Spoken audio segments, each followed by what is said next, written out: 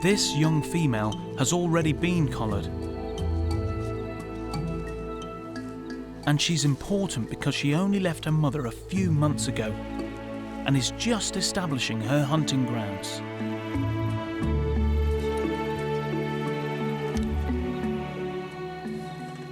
This is Topaz. Topaz is a young female. She's not quite 2 years of age yet. She's almost 2, but not quite. She left her mom 5-6 months ago, and she's starting to try and establish territory, but she's so much fun because she's in her late teenage era, if that's the right word that I can use, and she's very inquisitive about everything. She's got to test everything. It's just like children, actually. She's got to test everybody, try everything, have a look who's here. She likes to come to the vehicle and she stops first to see who's driving. And I tend to use my voice. It seems a bit strange, but she's very used to my voice. Then she'll check who's in the back seat and she'll come around and she'll see if there's anybody on the other side. And then she'll do the 360 and off she'll go and continue whatever she was doing. So she stops just for a short period to see what's happening.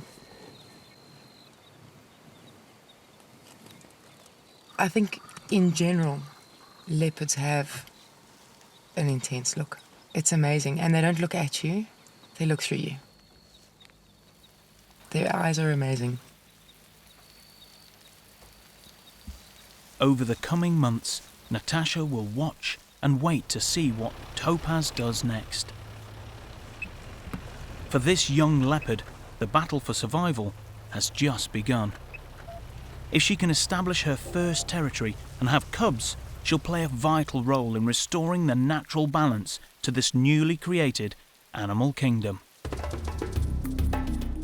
Coming up, the newly introduced cheetahs move in for the kill, but this time the stakes are high. We've got Zola and oryx straight ahead. You can see the cheetahs are chasing them all over the place here. Back up. I don't much fancy being impaled by an oryx, do you?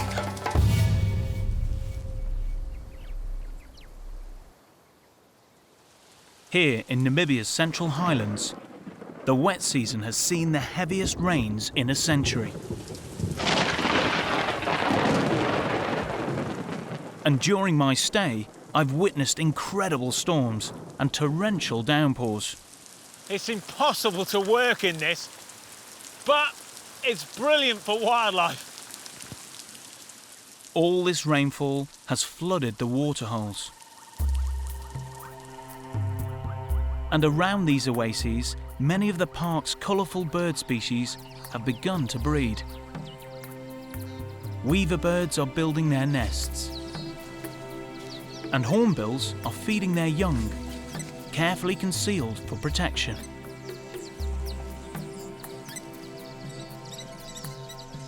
In the plentiful waters, the park's Nile crocodiles jostle with the hippos. The third largest land mammal, weighing up to 3 tons. Living in small pods with one dominant bull, these vegetarians can be extremely aggressive. And when a small croc gets in the way, this hippo uses its sheer size to clear a path. But life around these rich wetlands is about to change.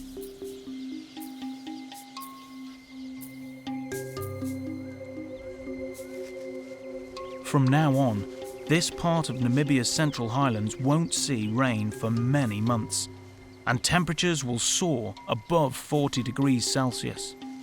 In this dusty desert, small pools will be the only places where animals can take a drink. And life for all of Arindi's inhabitants will be tough.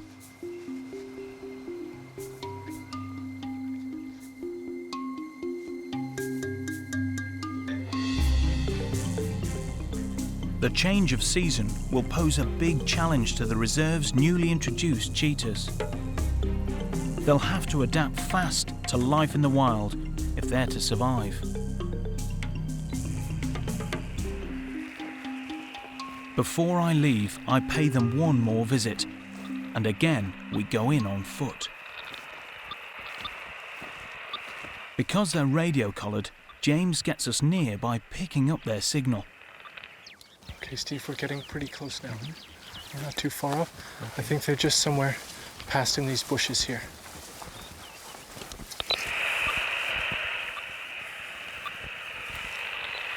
We know they're not far, but in the dense grass and bush, it's likely we'll be on top of the cheetahs before we see them. Then, there's a telltale sign of their presence. That's the girls there. Can you hear that chirp? Almost sounds like a bird call. That's them. That's them. That does sound like a bird, doesn't it? Yeah, that's the girls.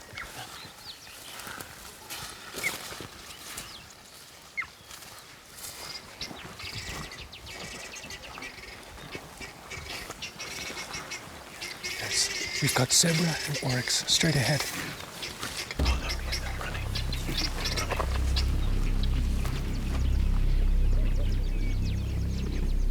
And a wildebeest.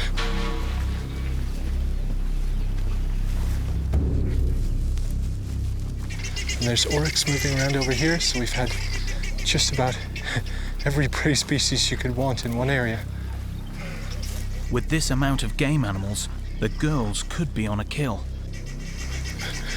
We've just got the most amazing shot of an oryx right in front of us, with a cheetah looking at them in the background. Oh, yes. So if you look straight ahead where this oryx is, there's cheetah right directly behind them. It's clear that the cheetahs are hunting. With their large horns, oryx are extremely dangerous prey to take on.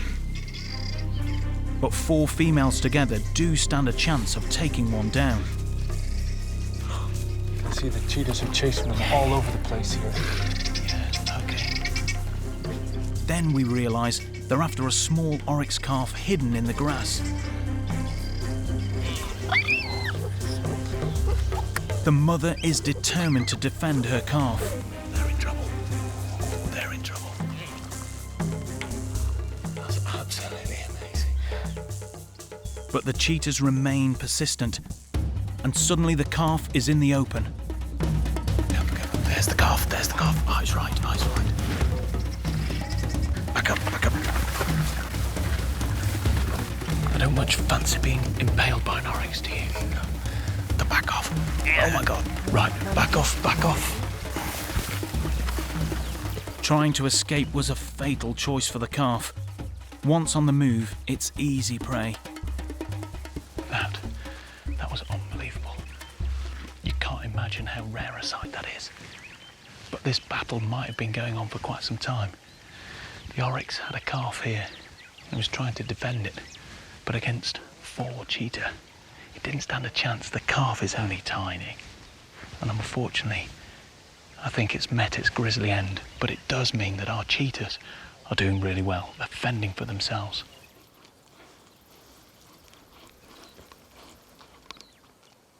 It is quite tragic to see those tiny little calves and you think, are you so into cheetahs that you can't feel for the little guy?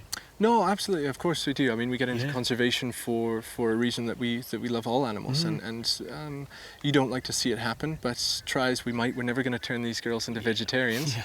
So Rindy's been quite pleased with the fact that they are predominantly hunting oryx here, because there is a good population of them. Yeah. They are very stable here, and oryx in a lot of areas tend to not have a specific calving season. And so therefore they can have calves all year round. It's really the perfect prey species for them. It's helping to control populations here without causing any major declines. It's an important part of this ecosystem to be able to keep those antelope species down, so they're doing their bit. No, well, it's working well. It's really, I'm lost for words. It's, That is utterly astounding. I could have gone my whole life and not seen that, and I just feel incredibly privileged to see these 4 cats. They're doing so well, and I'm just really, really pleased that probably from now on, they're going to be absolutely fine. Although it's always tragic to see an animal killed, this is all part of maintaining the natural balance between predator and prey within this fledgling ecosystem. With so many oryx and game in the reserve, the predators must play this vital role. and it seems these once captive cheetahs can look forward to a productive new life in the wild. During their migration, the males stake out small patches of ground into which they will try to lure females. Large scent glands in front of the eyes are rubbed on grass stems, leaving a sticky and stinky message, a keep out sign to other males. The males are so preoccupied they don't notice a spotted cat watching from the grass. It's a lone female, Zola. Cheetahs stalk as close as they can, but their primary weapon is speed, up to 75 miles per hour.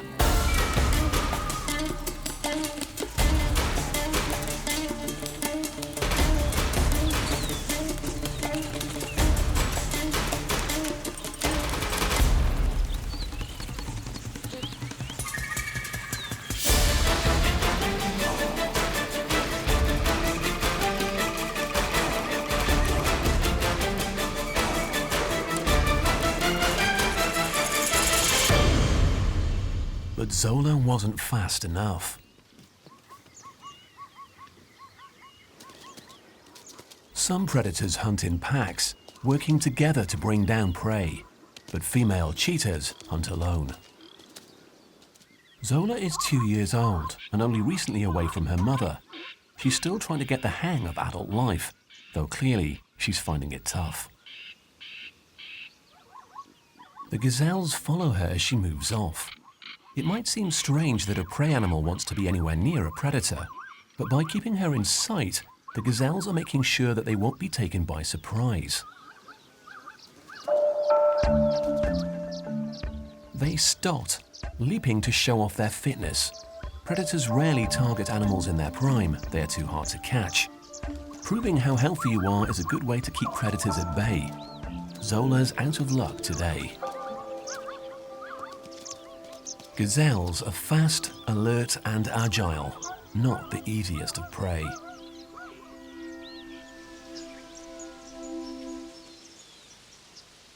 Quattro and the twins are taking a siesta on the plains when they spot an intruder. Normally, the sight of another cheetah would cause concern, but it's Zola, still lonely and looking for company.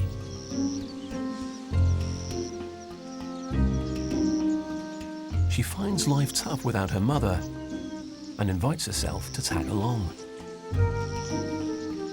Though female cheetahs, particularly those with cubs, are normally solitary, they do occasionally form temporary alliances.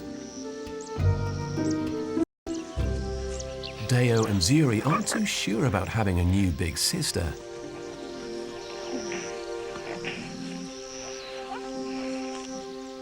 But Quattro seems willing to allow Zola into the family. The cubs will just have to get used to it. The four of them will travel together, and before long they will leave the Serengeti plains, following game into the scrubland. Water is a valuable resource here. All animals must come to drink, and so predators hover on the lookout for an easy meal.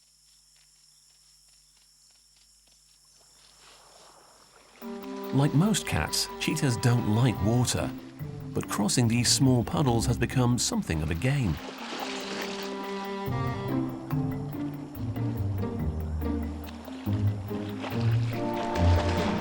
But open water is scarce. The rains keep the grazing animals on the move, following the heavy clouds in search of greener pastures. By midsummer, the game is concentrated in the last lush valleys. Zola has remained with the family, and while the others sleep in the shade, she explores the rocks. Most cats have retractable and very sharp claws for gripping, but not cheetahs. Built for running rather than climbing, Zola demonstrates their shortcomings. Cheetahs have blunt claws like a dog, which are only semi-retractable, so they make mountaineering rather a challenge. Zola is determined to make it to the top again.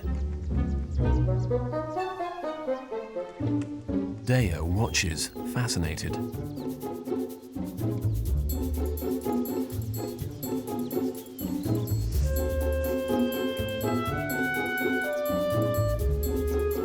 Even a narrow gap challenges the young female. She lacks the confidence to step out and put her best foot forward.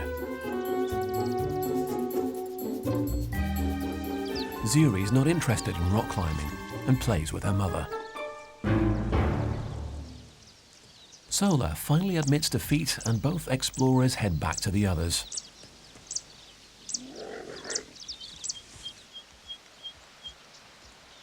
But Zola freezes in mid-step. A band of brothers. These three males are a coalition. All from the same litter, they have stayed together, working as a team to hunt and intimidate other cheetahs. Male cheetahs have been known to kill any competition. The family is in serious danger.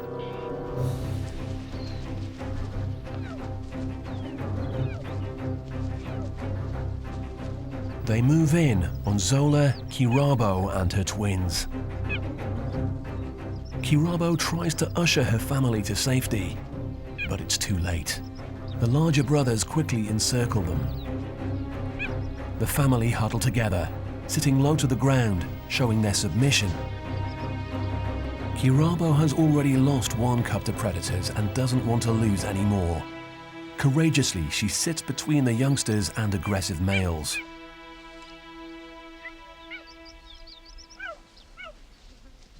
But the brothers find a patch of interesting scent and seem to forget about their captives.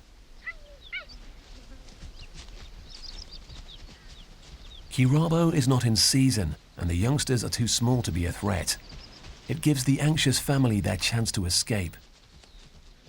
The cubs glance back. This is their first encounter with adult males, but one they will not forget.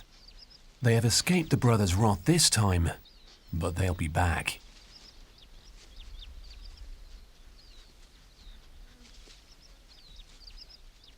As summer reaches its height, the plains are seared by the heat. Game animals are preparing to move on. But before they do, the male gazelles start advertising their tiny patches of overgrazed pasture. As the females pass across the grassland, they move between the males and their stakeouts. If a female enters his patch, then a buck has a chance of mating with her. Holding his plot and pleasing the ladies at the same time is hard work. Boundary disputes often result in fighting.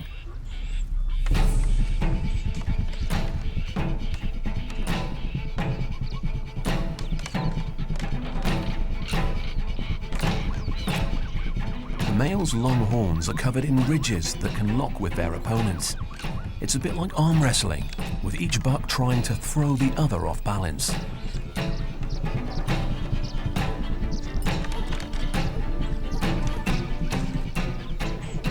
Mostly, it's just a test of strength, and the weaker animal eventually backs down. But sometimes the ridges in the horns fail to grip, resulting in fatal stabbings.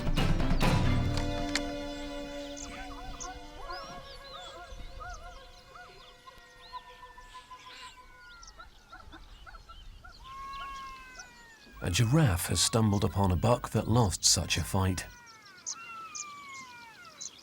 Having completed his lofty inspection, he leaves the carcass in peace. Gradually, the mating madness dies down, and the herds begin to move on in search of fresh grass. Now that the antelope have left their territory, the band of brothers are struggling to find large prey. They spot a hare.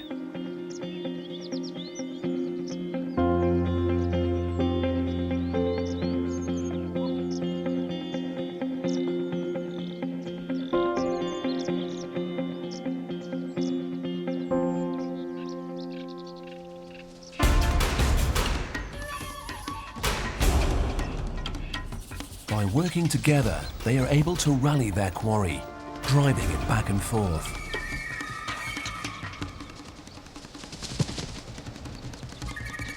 They are a formidable team, but this small carcass won't last long, and the cheetahs will have to move on to find food. The last herds of antelope leave the plains. All predators, including Kirabo and the 3 young cheetahs, have to follow the game or risk starvation. For 6 months, this stretch of grassland will fall silent, until rain heralds the return of the grazers.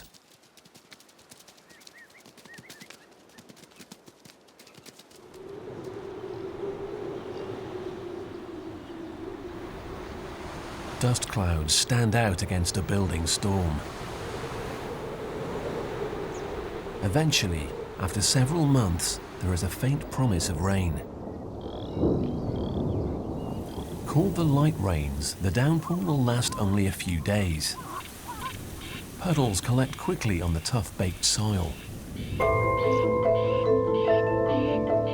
Within days, fresh grass shoots paint the plains green, fresh vegetation that quickly attracts attention.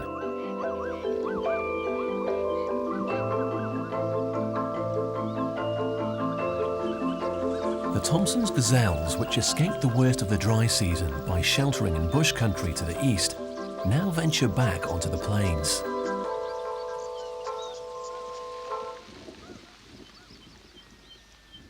Gradually, small groups unite, forming great herds of thousands. A rich bounty awaits them, meadows of fresh grass and flowers.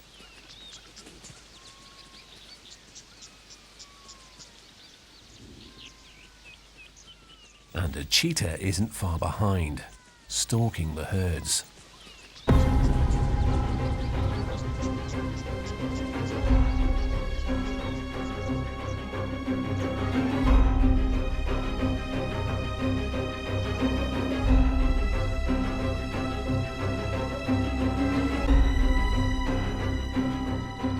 She misses this time.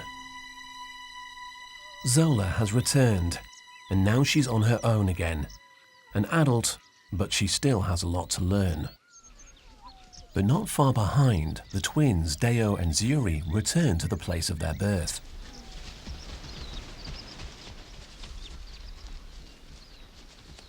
Over winter, they left their mother. Now 18 months old, they are completely self-sufficient, but still prefer to stick together. The twins have perfected the art of hunting, but Zola is still working on her technique. This time she has her eyes on the larger Grant's gazelle. She's forgetting that an antelope this size is capable of fighting back.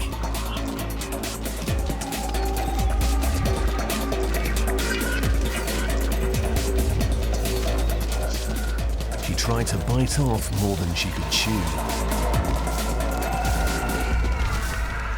But she got away without serious injury.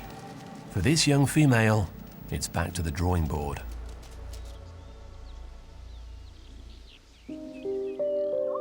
Just days after arriving, the female gazelles drop their fawns.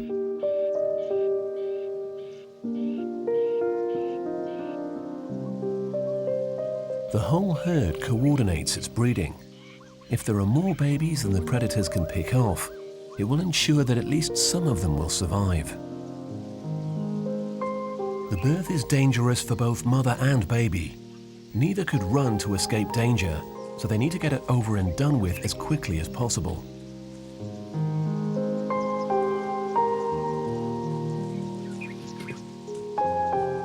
The mother's exhausted, but still fights to get to her baby. She needs to get it cleaned up, removing any clues about the birth that might draw attention, and then get the fawn to its feet before a predator spots them. It takes about 20 minutes for the baby to stand. It wobbles back and forth, trying to find its balance. Most fawns are running before they are an hour old, and they need to be.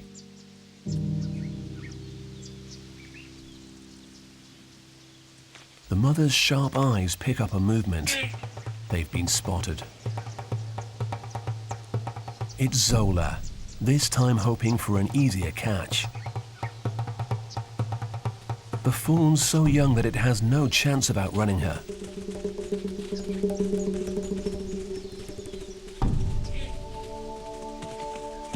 Maybe there's not enough sport in it for her.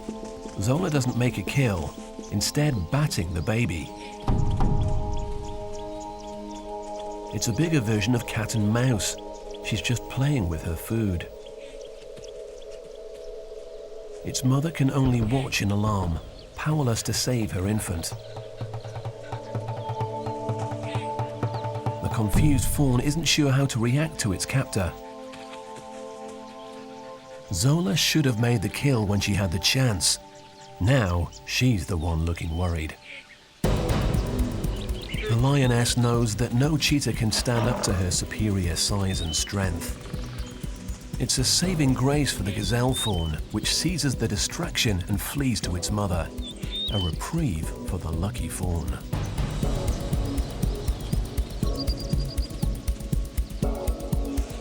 Zola cowers, and for a short while even considers standing her ground. But against the queen of beasts, it's futile.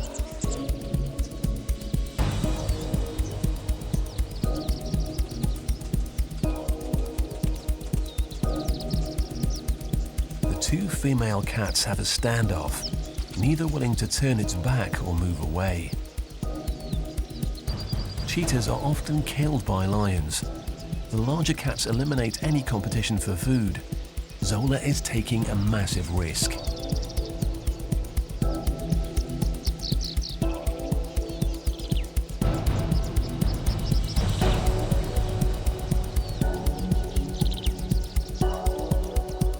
She's bold or naive enough to scold the lion, throwing her a nonchalant glance, but she makes the mistake of looking away.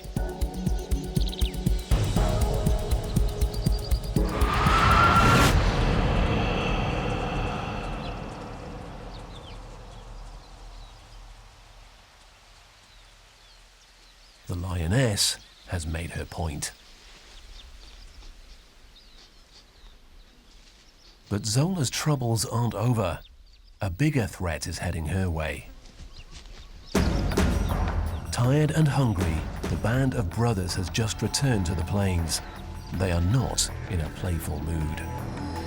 Zola immediately changes her body language, holding low to the ground in submission. She tries to slip quietly away. The coalition has two courses of action. If they find a male cheetah, they will probably kill him. If they find a female, they will want to mate. The band of brothers quickly close in.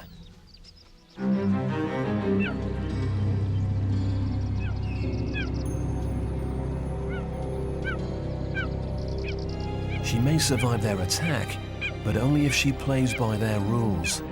She crouches submissively. They make it very clear that they are in charge.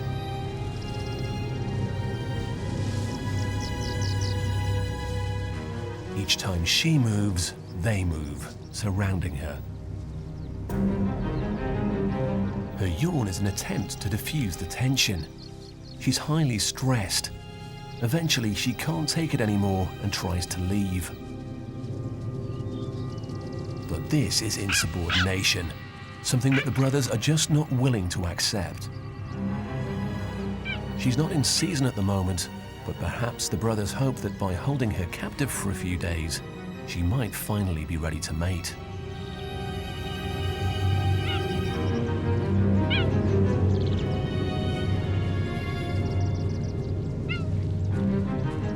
Again, she tries to escape, but is forced to submit once more.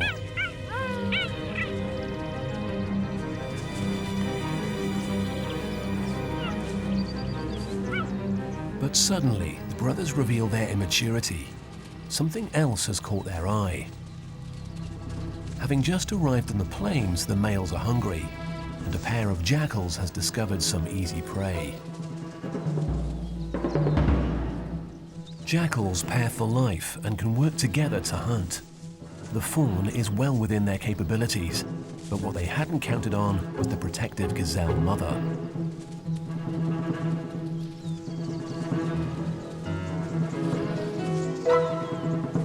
Her short, stout horns are just enough to keep the pair on the move. The diligent mother has saved her fawn's life, but now the cheetah brothers are joining in the hunt.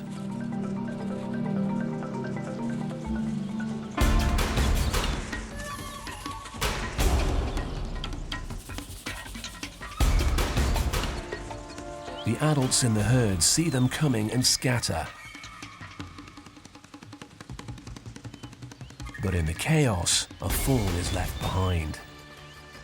This is the perfect setup for a cheetah. Flat open plains where a successful hunt comes down to speed.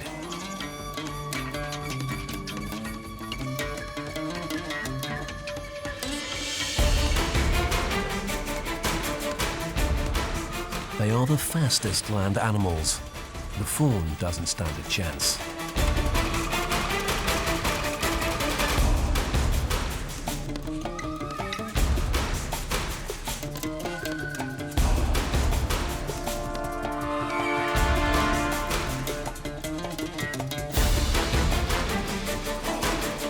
The brothers are quick to take turns in pursuing the prey.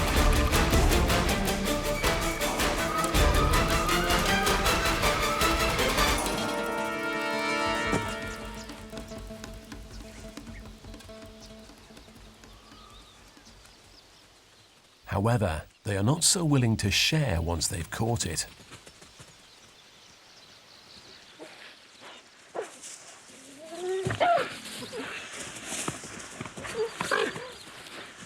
Each stubbornly snatches what it can. The small body won't last them long. But it's long enough for beaten and bruised Zola to make her escape.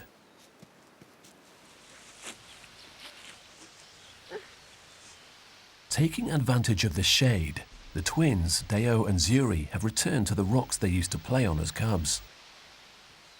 They no longer have their mother's watchful eye, but the bond between them remains strong. Oblivious in their sanctuary, the twins are unaware of a deadly threat approaching. The brothers are on the prowl. Any male that stands in their way will be in serious trouble.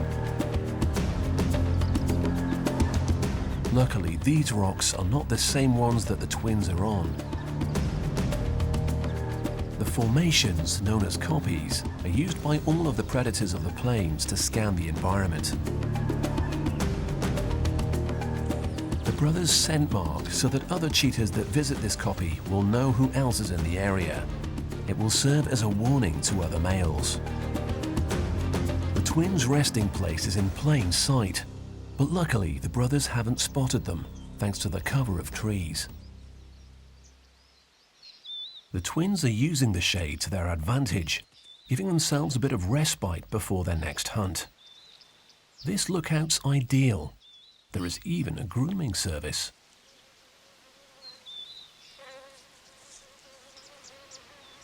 Agamid lizards that amused them as cubs now pick irritating flies from the cheetah's fur.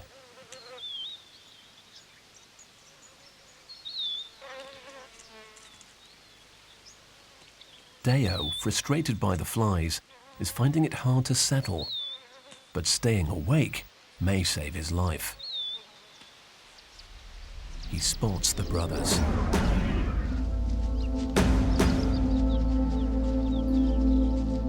Silently, he leads his sister down the far side of the rocks to escape unnoticed. Just minutes later, and the brothers have arrived at their rock. They quickly pick up a fresh scent. All over the rocks are traces of the twins. Deo's scent seems to have got the brothers riled.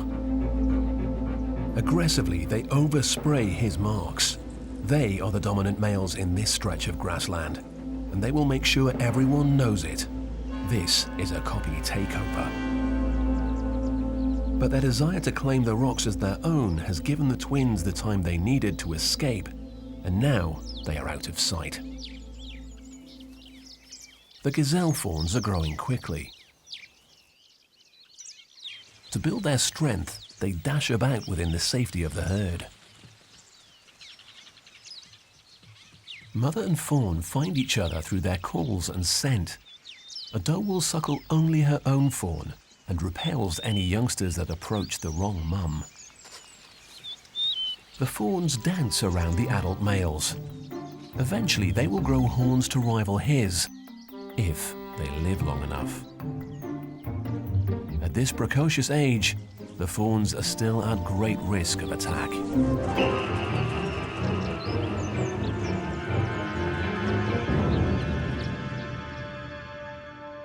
April is the season of showers. January's downpour was known as the light rains. The dark clouds now building over the plains are anything but light. The band of brothers is restless. One shadows the other as they rise. The brothers are so close that they share moods, enabling them to hunt in synchrony.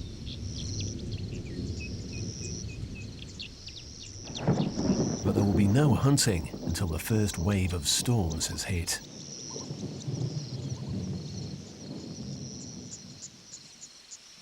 The twins hunker down beneath the ominous skies.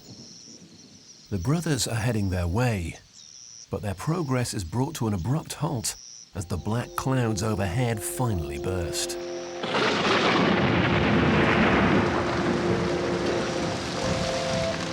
It's not particularly comfortable being caught out in the open in this downpour, but this sudden shower may have saved the twins' lives.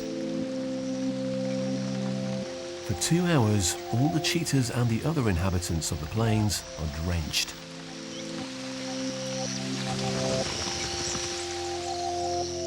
Eventually, golden light pierces the clouds and tranquility descends. Animals are on the move again.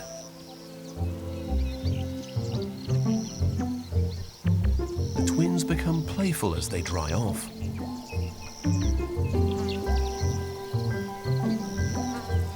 The gazelles are stotting, leaping to show off their stamina and strength.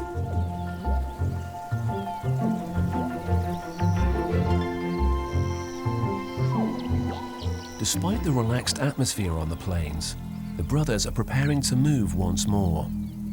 Their presence is a constant threat to cheetahs and gazelles alike.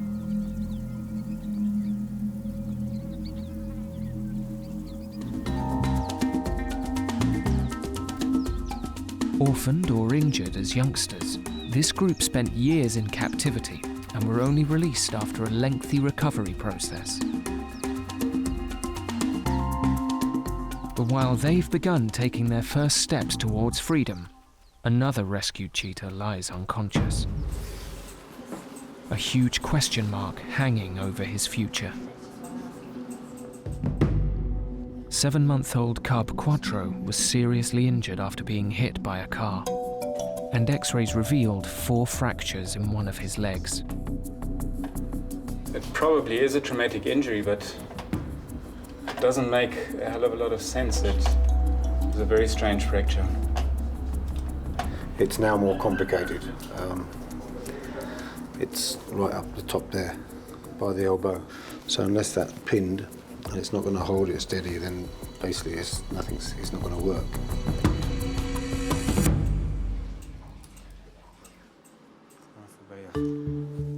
Quattro has already been in surgery for more than 2 hours. 3 of the fractures have been fixed, but now veterinary surgeon Dr. Ulf Tubasing needs to pin the fragments of broken bone within Quattro's leg joint. Considering that a cheetah is probably the most athletic, certainly of the cats that we have, I would say is as important for the cheetah to have a full functional recovery as it would be for a professional football player. Certainly if one contemplates releasing this little guy back into the wild, it would be extremely important to get a good surgical fix on it.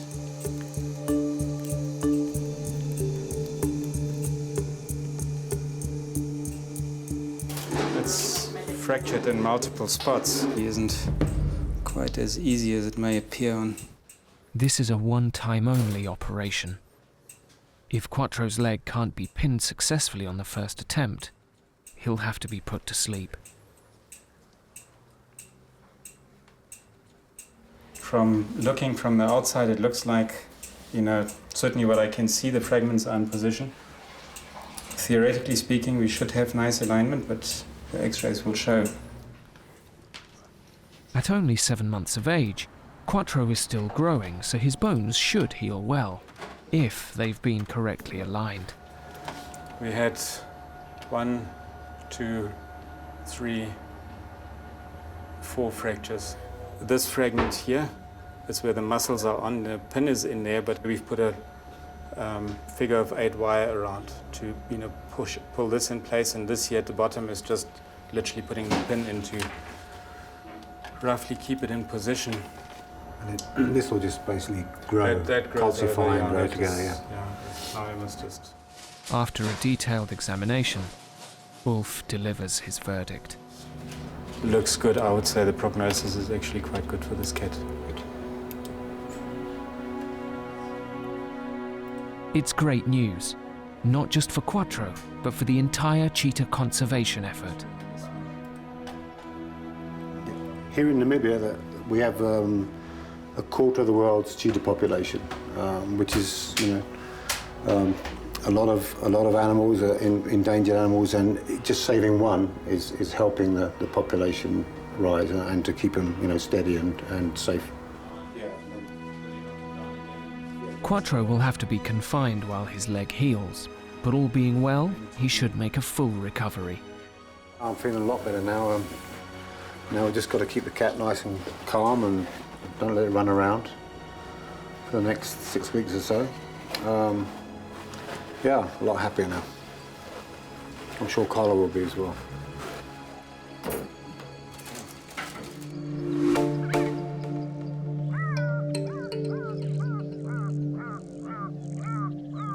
It will be some time before Quattro can join the other cheetahs in the rehabilitation program. But while he waits, the gates are about to open on another of the program's success stories.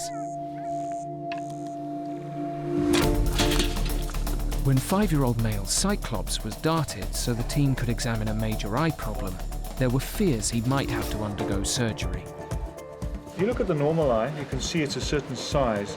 If you have a look and compare the two eyes, you can see this is a larger eye. You can actually feel it as well and feel there's a certain amount of increase in pressure. The eye is swollen. Despite his eye problem, Cyclops was given the all clear. And Dave could look forward to releasing him onto Africat's 40,000-acre reserve. He's kind of got a special place in our hearts, and we hope that he does well, and we can get him out there as soon as possible, back where he belongs. It will now be down to Dave to coax this notoriously elusive cat out of his enclosure so he can begin his new life in the reserve. He's a lot wilder than the other guys, so it's basically going to be a quiet affair. I'm just going to open the gate, let him see his bowl, put it down, and then hopefully he'll come out, and I'm going to back off. Cyclops avoids human contact whenever possible, so Dave doesn't want to spook him. The gate's open, I'm going to whistle now and see if he'll come. Cyclops! Come, boy! Come! Despite Dave's encouragement, Cyclops stays rooted to his hiding place beneath the tree. Another option is to kind of chase him out, but we don't want to do that, because that just gets him stressed, and and there's always the chance he runs into the fence. In the past he comes to the bowl for his food, so there's no reason why he shouldn't do it now. Dave remains patient, and after a few minutes, Cyclops makes his move. Come on, boy, you can do it. Still aware we're here, I think, but he's coming to investigate the first bowl. Now he's going to lay in the shade. In the wild, cheetahs can eat more than 15 kilos of food in one sitting, and then goes several days without eating.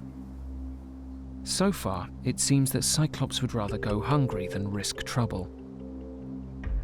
He's wild, he's doing what we want him to do, he's hiding, and he needs to feel a little bit more secure to come out and grab his meat. What I'm hoping is not going to happen is he's going to grab it and go back in again.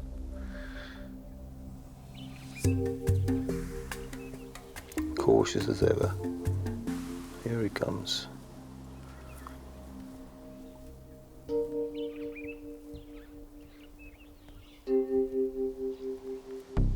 Come on, my boy.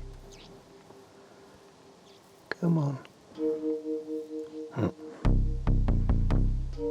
New territory. Okay, here he comes, here he comes, here he comes. Come on, boy, come. There's the bowl. Nice and nervous, just like he needs to be out here.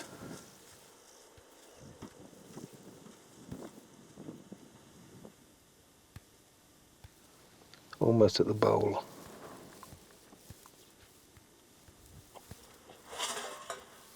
Got the meat and he's going to turn around and walk back in again. Oh God. Straight back to where he's comfortable. Classic.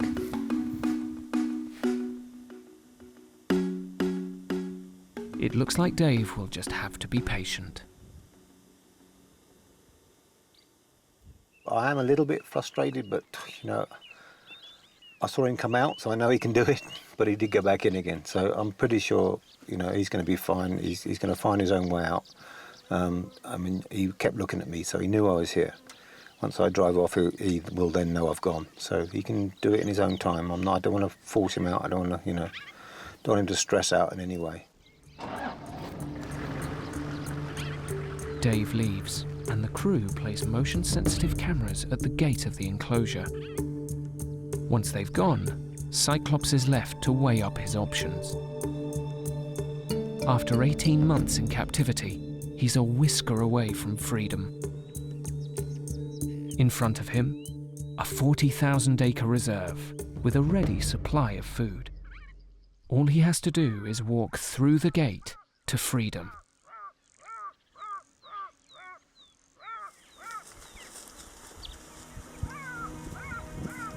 He slowly investigates the area.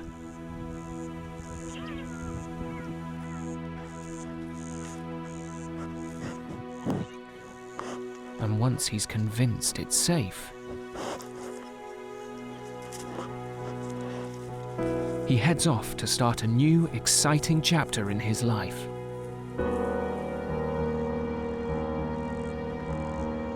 If he survives in the reserve, he'll eventually be released into the wild.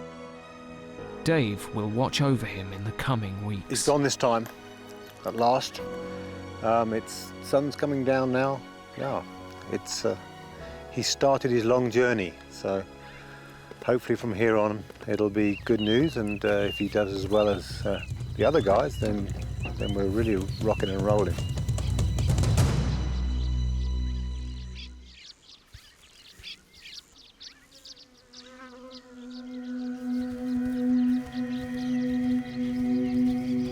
The Okanjima Reserve plays host to a number of species, but Director of Park Research, AJ, has recently discovered one that few people will have seen in the wild.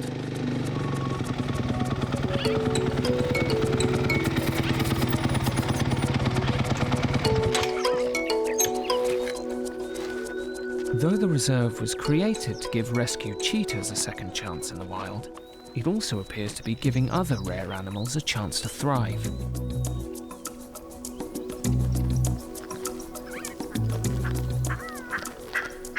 We're right at the entrance of a brown hyena den. Now, very rare to find, and we were lucky to stumble onto it, because that's what we did, we stumbled onto it. There are thought to be fewer than 8,000 brown hyenas left in the wild. To discover a den site where potentially a mother could be raising pups is a remarkable find. But basically, if you look down here, you can see the actual main entrance that the hyenas use in and out, in and out. Now, the amazing thing is, just looking at the size of that hole, If you think of a brown hyena being the size of your average dog, and to see that animal going through a hole like that, it was quite something else. When AJ first discovered the den, he couldn't be certain that it belonged to a brown hyena family. It was only after placing motion-sensitive cameras around the site that his suspicions were confirmed. But when I looked at the hole, I thought that the hole was a bit small, and then I thought, no, it's too small for a hyena. But I put up my cameras, and then 3 days later, to a very great surprise, I found a hyena den. AJ has been compiling a library of footage from the site, which provides a unique insight into the lives of these fascinating animals.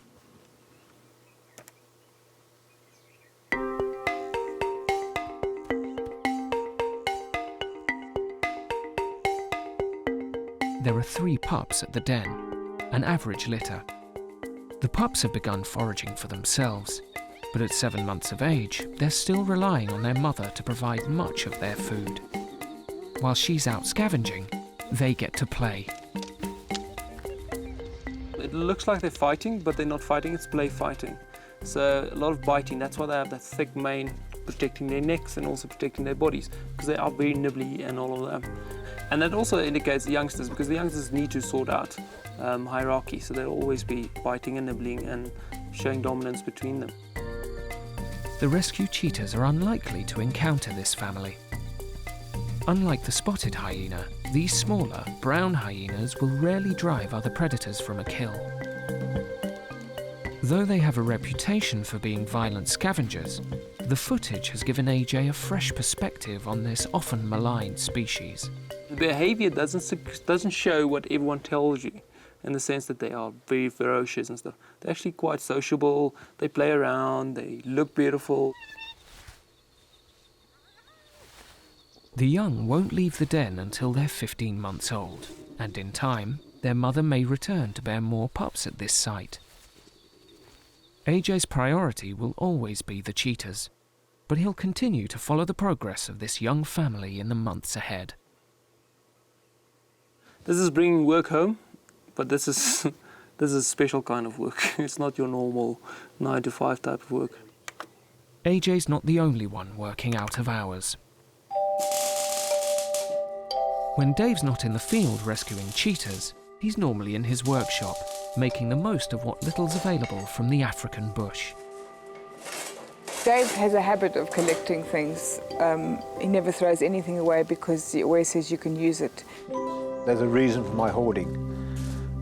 Even if something breaks and it's no longer any use, there are probably bits of it which can be used for something else, kind of down the line.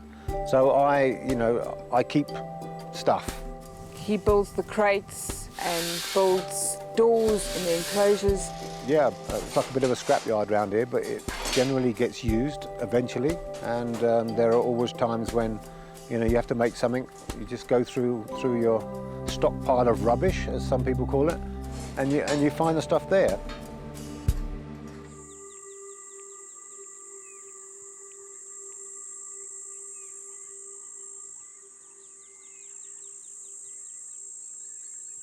As the sun goes down over the Okanjima Reserve, injured cheetah cub Quattro is making use of Dave's handiwork, recovering in one of his homemade crates.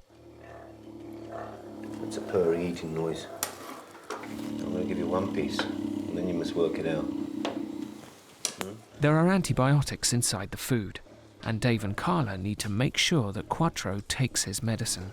Often you find with cats that are, new cats that come in, it takes them a while to learn how to eat out of a bowl because obviously they're not used to bowls. But once he's done it once, he's gonna figure it out. Get it right. Get it right. Come. Come on. There we go. With some gentle coaxing, Quattro eventually takes some food, but his purring isn't a sign of contentment. Just like the domestic cat, cheetahs will purr when nervous or in pain. As you can see, Quattro is... I think he's obviously still a bit, traumatised, obviously. I mean, I'm sure his leg's hurting him. That's okay, baby. I say put this end to the door, it's fine. Quattro will need to rest for at least 6 weeks while his injuries heal. but Dave and Carla have prepared some space to allow him a little freedom. We just moved the crate in for Quattro. I want to lift this door out now. This one's wired up, so he can go out there whenever he pleases, and I don't want to force him out, or and especially if we're not around, he can go out in his own time. It's a lot less stressful for him.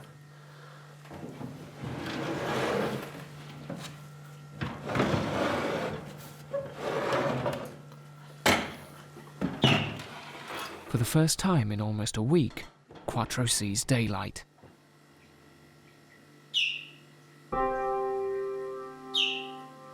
And he begins calling. That's a slightly bigger, wide world out there. He's calling, so we think he was with other cheetahs, other siblings, which he's calling for, which is a bit sad, but he will get over it, as we've seen in the past. Cheetahs usually have at least 2 siblings, and males form strong bonds that can last a lifetime. Shame. I think he's really lonely without his family.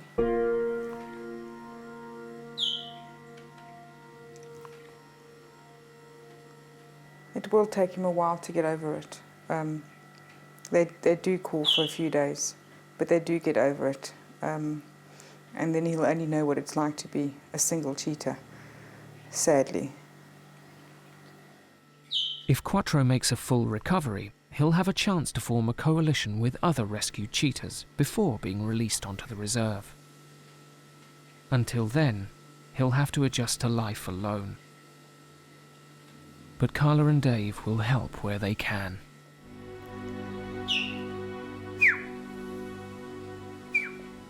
I do sometimes answer their call when they're calling, just to let them know that there's somebody or something else the other side of that wooden door. Whether it helps or not, I don't know. Shame. But he's got us, and we'll look after him. So should we leave him now? You're gonna go out on your own? Come. Carla and Dave leave.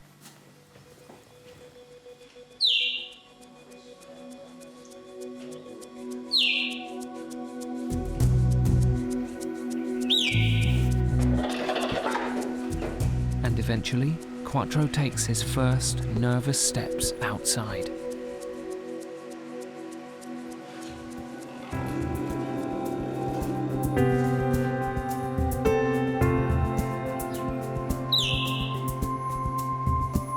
This little cub has been through a massive ordeal.